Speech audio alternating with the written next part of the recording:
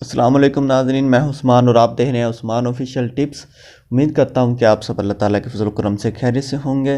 नाज़रीन, आज की इस वीडियो में मैं आप दोस्तों को बताऊंगा कि आप अपने चेहरे का ग्लो किस तरह बढ़ा सकते हैं और अपने चेहरे की जो रंगत है वो किस तरह निखार सकते हैं।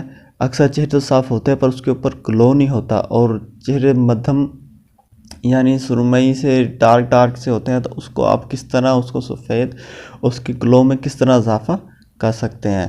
तो नाज़रीन, बढ़ते हैं अपनी वीडियो की जानिब और आपको बताते हैं कि आप ये तरीका क्या है।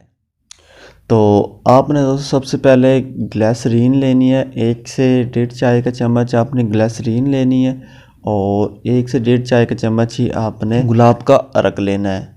ये दोनों चीज़ें आपने मिलाकर एक पेस्ट बना लेना है और ये आप रात को सोने से पहले आप इसे लगा लें और हल्का हल्का लगा के थोड़ा सा मसाज टाइप भी थोड़ा सा कर लें और उसके बाद लगा रहने दें रात को और सुबह आप इसे ताज़ा पानी से धो लें।